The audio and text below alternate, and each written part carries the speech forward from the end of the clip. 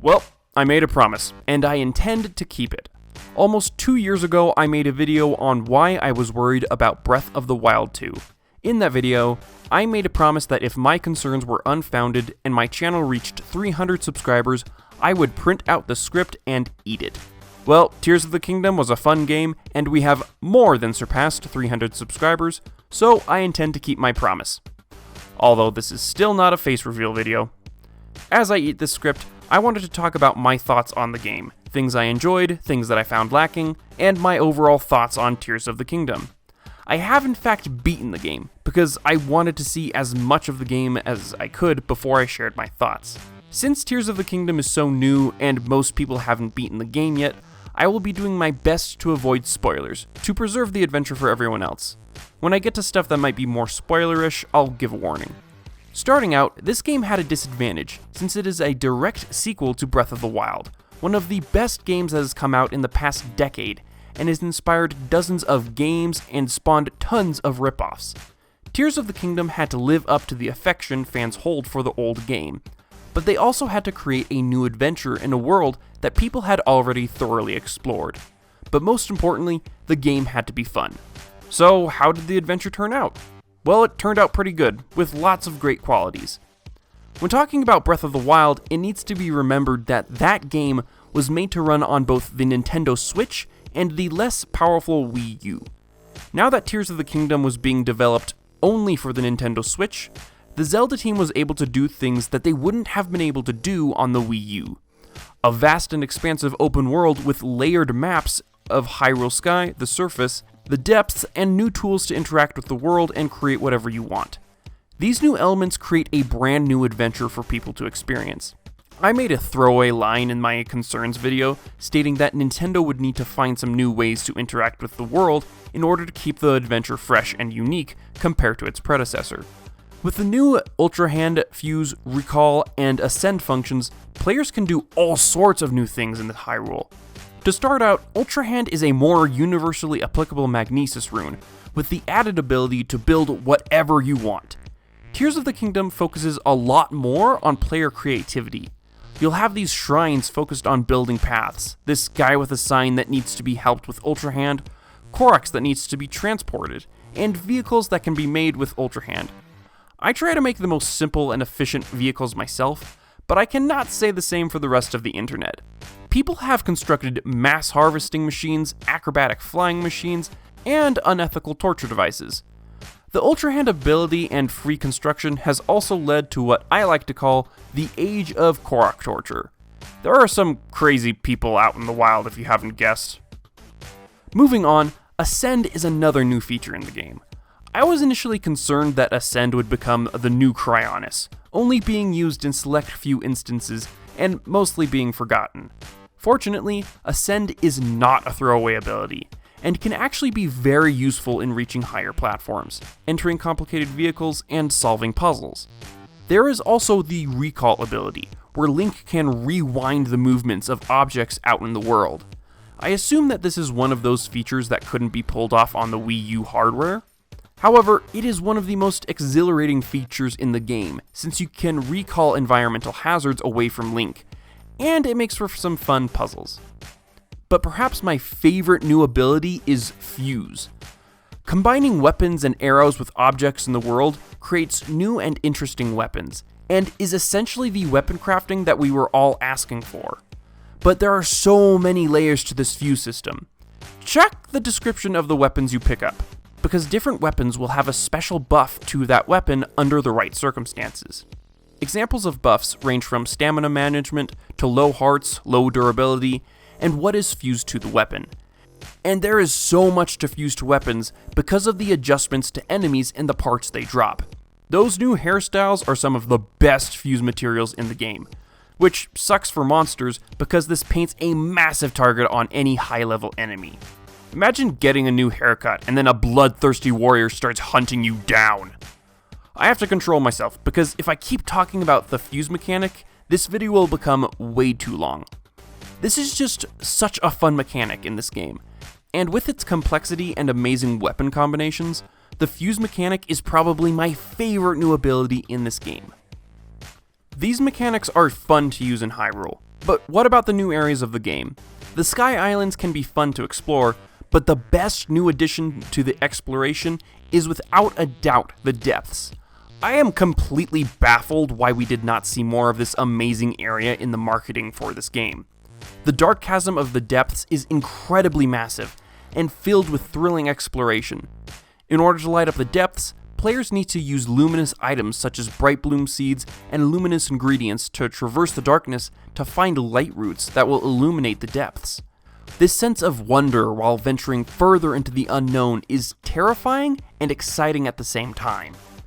And what is great down here is the rewards for exploring.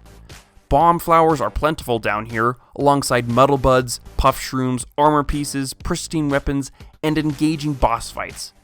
More than anywhere else in the game, the depths provides exploration that is engaging and thrilling. Also, boss fights are a ton of fun in this game. Several old enemies return in the sequel, but we also see some new faces here as well. Some of the main story bosses are some of the best. Like I said, I won't spoil anything for anybody.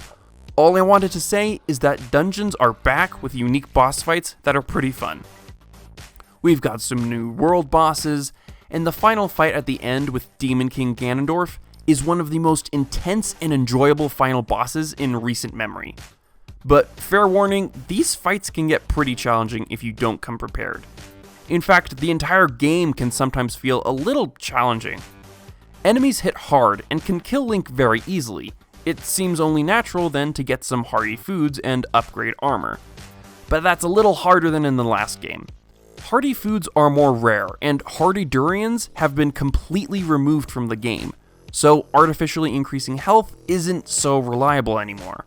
It would be nice to turn to armor upgrades, but it is just tedious when unlocking the fairies requires several prerequisite side quests, dozens of rare materials, and hundreds of rupees to upgrade a single piece of armor. This is one of the things I'm not a big fan of. I'm no stranger to difficulty in games. I beat Elden Ring 3 times over for a video, but the rising inflation in Hyrule just feels like a strange way of implementing difficulty in this game. But then there are other things that just bug me, like the strange linearity in the game. Take for instance the Great Sky Island. Since Link doesn't have the paraglider at the start of the game, this slightly linear path needs to be taken through this Great Sky Island, lest players fall to the ground and die from the fall damage. And the story itself has linear elements as well. Like I said, I'll be keeping it to minor spoilers to preserve the adventure for people. The memory system from Breath of the Wild returns with the Dragon Tears, where snapshots of the past can be seen. But it doesn't work as well as the memories in Breath of the Wild, because certain Dragon Tears found in the overworld can give away big narrative twists. I've never seen a game spoil its own narrative like this, but I guess Tears of the Kingdom is ahead of the curve in that department. The Great Sky Island, the prerequisites to unlock the fairies, and the story are the only examples of this that I could find, but the open world and sandbox nature of this game clashes with the occasional linearity and makes the game feel weird, for a lack of better word. And in case you're wondering about the sages, having them all active can be pretty annoying. If you want to avoid turning the game into Xenoblade Chronicles 3 Zelda Edition, I recommend picking out 2 or 3 of your favorite sages and equipping the others when needed. But the most important thing for me was the exploration. Could the Zelda team pull off the same map twice? As it turns out, they did a pretty good job at it. The new caves are fun to explore, and there are logical changes to the overworld that make it fun to explore. And there's just so much stuff to find. Although, in my opinion, it's not perfect. Maybe it's because I had this idea of a cool warped Hyrule to explore before we saw the game, but there are times when I say, this area could have used a few more changes. Or sometimes I look out to the ocean or the Gerudo area and I think, man, an expansion to the map in that direction would be so much fun. There are also some new changes that I just don't get, such as the atrocious fashion that has overtaken Hateno Village, and other weird changes. It also doesn't help that every time I saw the Dragon Tear memories, The overworld in those cutscenes had more substantial changes and looked like it would be a ton of fun to explore. But overall, I feel content with how the map turned out. What I am disappointed in are the Sky Islands. We saw so much of them in the marketing material, but it feels like I cleared this area out in no time at all. While looking at the overworld map of the sky, I'm a little shocked how empty it feels. Apparently, the decision was made to limit the Sky Islands in order to prevent the sky from becoming cluttered. I say it should have been cluttered.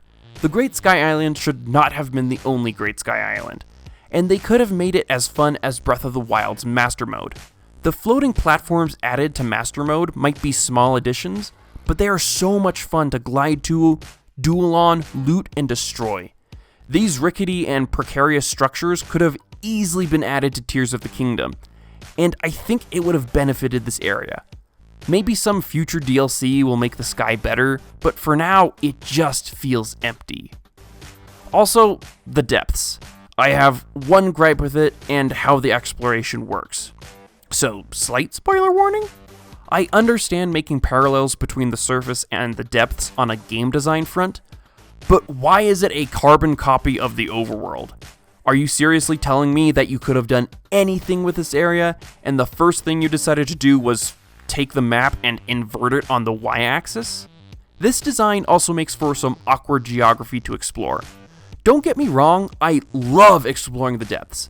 I just think that this one little nitpick made exploring the depths a little too simple, and there is still more potential for this area in future games. If these gripes I have with the game make it sound like I dislike the game, I'm sorry for leading you to think that. I actually really like this game, and there are some really amazing parts to it.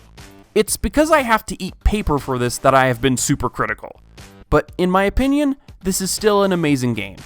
I have put over 100 hours into this game already, and I look forwards to putting even more hours into it in the future. And with that done, I have now finished eating the script. Now, if you will excuse me, I'm going to barf up this paper and play some more Tears of the Kingdom. I'll see you guys some other time. Bye.